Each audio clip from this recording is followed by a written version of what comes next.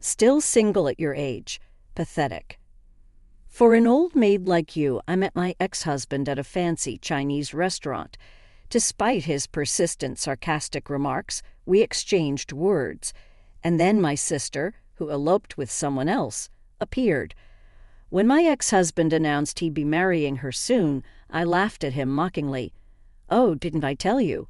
Feeling on top of the world, my ex-husband was caught off guard when I made a shut-talking confession. "My name is Michelle Smith. I'm a 39-year-old housewife. I've been married to my husband, Mike, who works in the transportation business, for about 2 years. We met at work, where I was previously an office clerk. Took a liking to Mike's lively and cheerful demeanor and made the first move on him. I found his easygoing and manly charisma very appealing. It was love at first sight. Upon hearing my feelings, he reciprocated, and we got married in a short span of 6 months. I thought he was a kind and pleasant person while we were dating. However, after our marriage, he turned into someone else entirely. It became routine for him to shower me with abusive words, and there were times when his actions made me feel like I wasn't even treated as a human being. I never imagined married life would be so tough and painful. Every day became gloomy, and I gradually started to fear. Mike is a truck driver, but his job is specifically as a light truck delivery driver. I wish he'd been a long-haul driver so he would have been away from home more often, giving me some breathing space. As a light truck driver, his job entails delivering many loads to various places in a single day, so he usually comes home in the evening. Early in our marriage, I had expressed my desire to work. I think I want to contribute to our finances. If both of us work, we can save more, and it'll be useful if we have kids. The moment. I said that Mike slammed his beer glass onto the table and started berating me. "You saying my earnings aren't enough, huh?"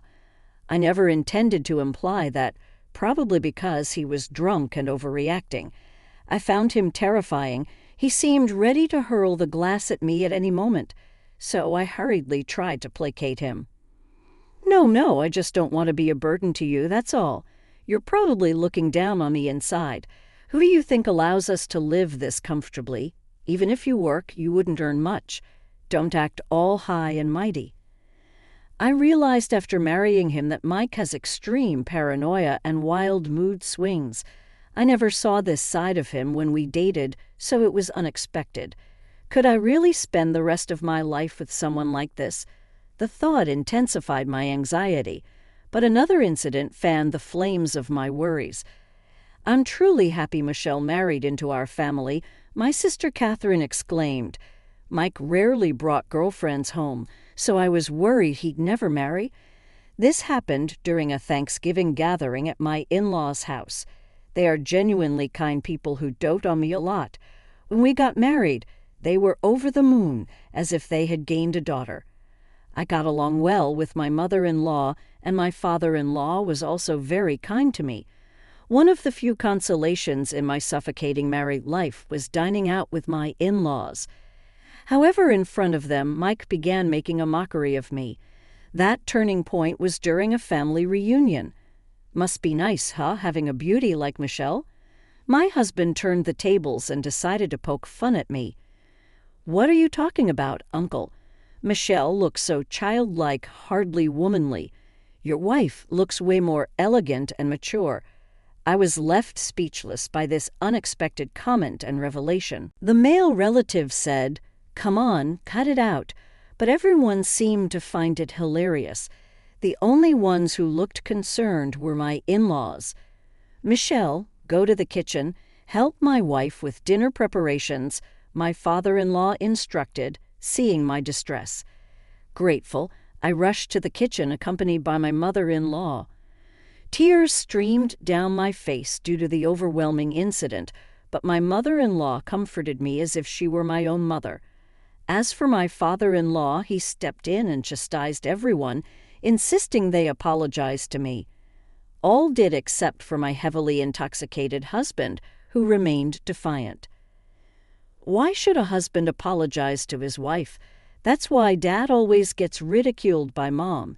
Can't you have some dignity? And for some reason, this led to a father-son argument. The gathering ended early that day, and from then on, the relationship between my husband and his father deteriorated. My visits to my husband's family home became infrequent. Life after that was a living nightmare.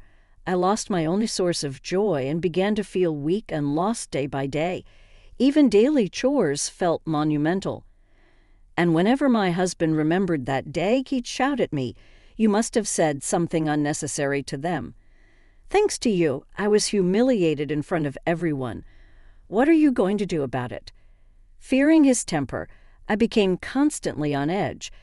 Living on the 10th floor of an apartment building, I often thought if jumping would offer an escape from my misery. When we're mentally drained, making rational decisions becomes a challenge, and I felt exactly that way. It was then, during one of these despairing moments, my sister visited. "You haven't been in touch recently. I got worried, Michelle. You look awful." My elder sister, Catherine, who's 3 years older, worked nights in her previous job. She was the most sought after, probably because she looked much younger than her age. It was rare for her to drop by unannounced. "Something happened with your husband."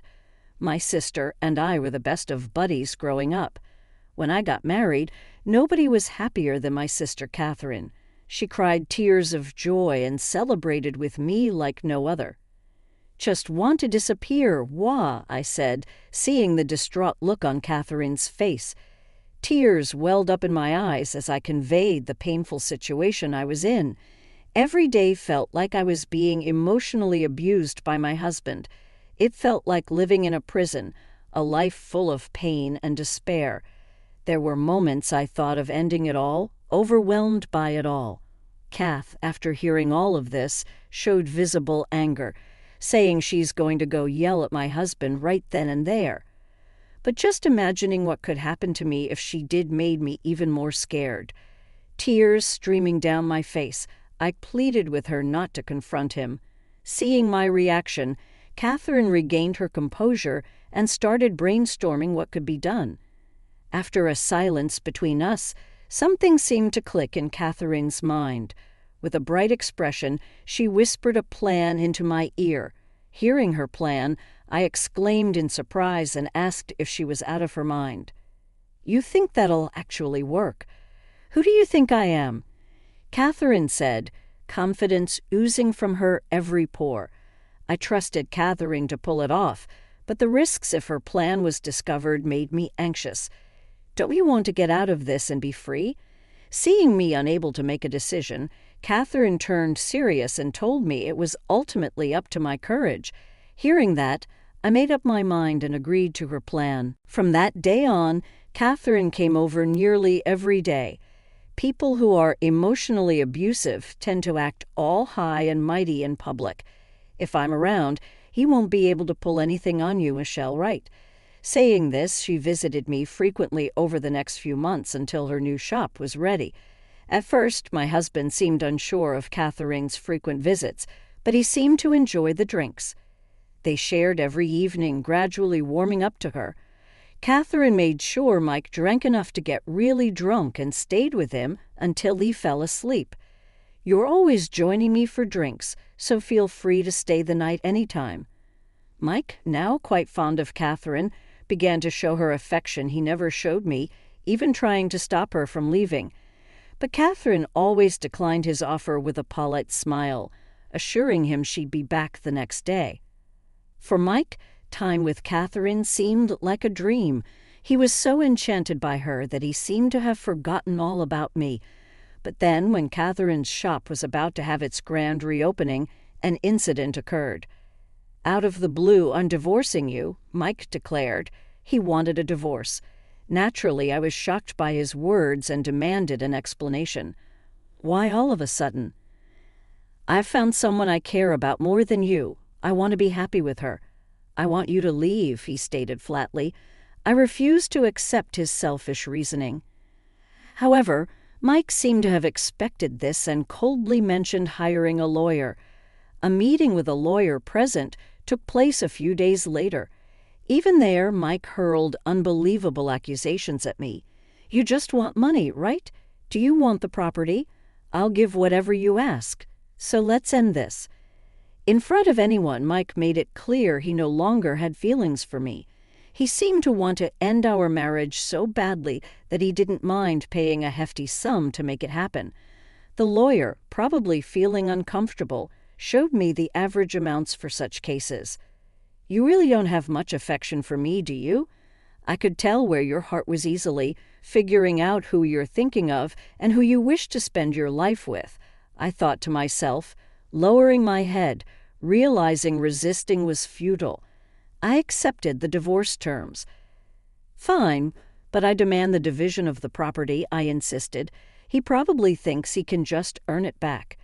Mike, oblivious and elated at the thought of a smooth divorce, yet watching him, I let out a mysterious smirk without him catching on. The divorce proceedings went underway.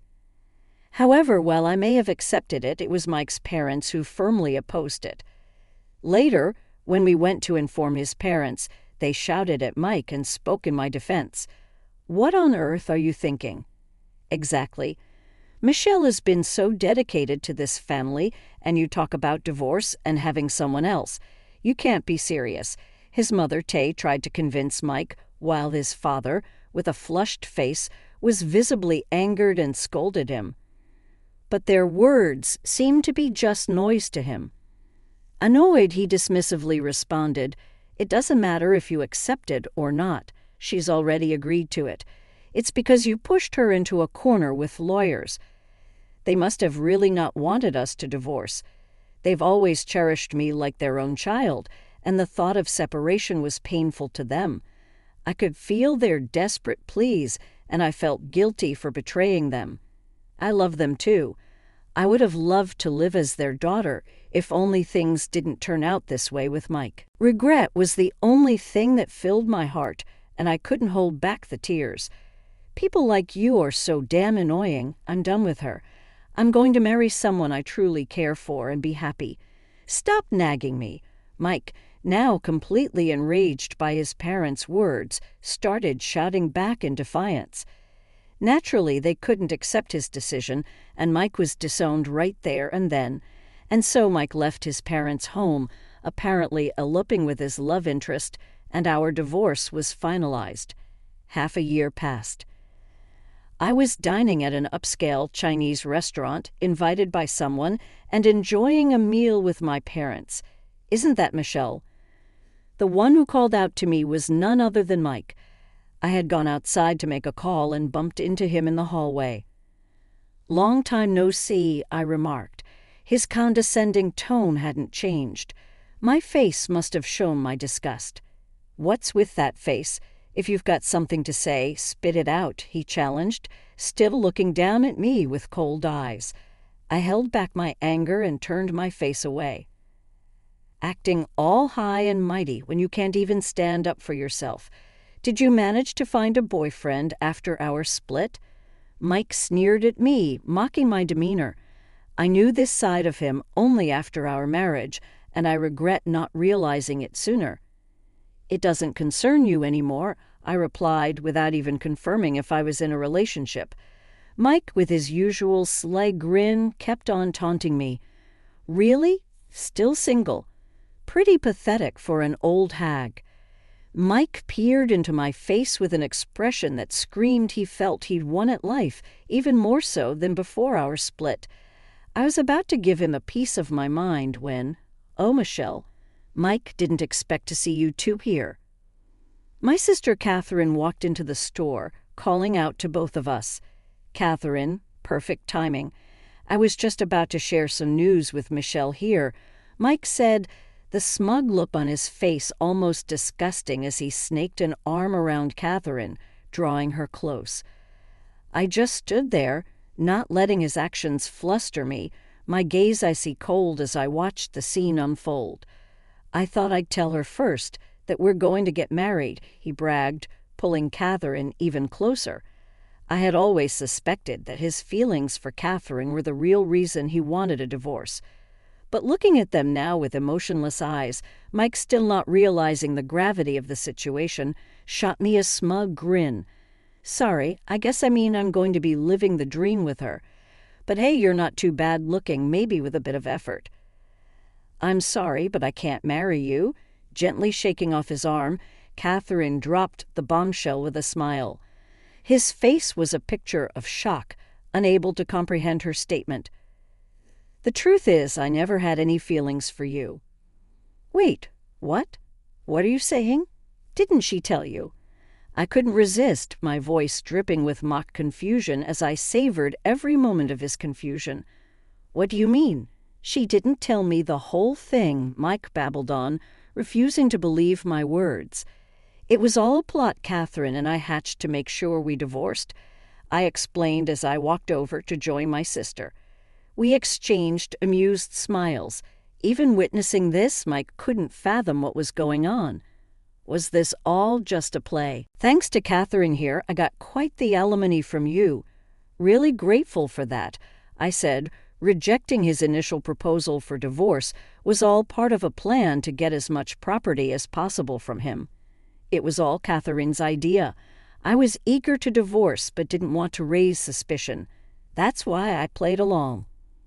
"No way. Catherine would never say that." "Why not?" Struggling to come to terms with the truth, Mike refused to believe my words. Catherine responded to Mike's comment, her brows furrowed in feigned concern. She said she's going to marry me. "Well, if you took my sales pitch so seriously, I was just doing my job entertaining a client," Catherine responded mockingly with a derisive laugh. Completely fooled by her theatrical performance, Mike displayed his anger and raised his voice. "All those words about wanting to be with me, asking me to divorce Michelle, were all lies. Who in their right mind would want to be with someone like you, an emotionally abusive husband?" The sharp words of my sister infuriated my ex-husband, who began breathing heavily in agitation. While cautiously watching out for any signs that my ex-husband might become physically aggressive, I discreetly reached for my phone. It was hard keeping up the charade for half a year, but thankfully you're simple-minded. It wasn't like I could just stay married to you. In truth, my sister was already married when I was with my ex-husband. She has a husband who works as a bodyguard. To ensnare my ex-husband, my sister persuaded him by saying she was also going to get a divorce. From the perspective of my ex, who had never been popular in his life, the fact that someone was chasing after him so much was a delightful feeling. At the same time, he reveled in the superiority of being able to take someone away from another. Essentially, he fell right into my sister's trap. "So, about you taking time to get that divorce, that was obviously a lie.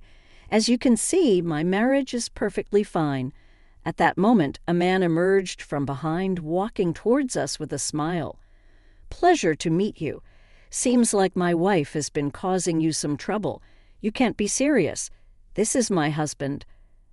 I invited him today to introduce him to you." My sister, with her radiant smile, made a point to show off by linking arms with my brother-in-law, exuding happiness. My ex-husband looked dumbfounded, his face a mix of anger and sadness. "It's a shame, isn't it? Wasting half a year only to end up being thrown out of your own home. It's so pitiful. I can't even bear to look," I remarked as my ex-husband seemed dazed from the shock. He tried to lash out at me, reaching to grab my collar, but my brother-in-law swiftly intervened, handling him like he was a mere child. "What do you know about what I've gone through this past year, chasing after her? Do you understand? I don't, and I don't want to. You play with people's lives and then act all high and mighty. Do you understand how much pain you've caused me?" Facing my ex-husband's aggressive stance, my voice broke with anger and tears as I finally let out all the frustrations I'd bottled up.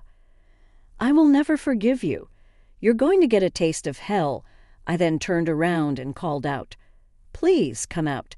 Emerging from the room behind me were not just my ex-husband's parents, but also my own parents and even my husband's relatives.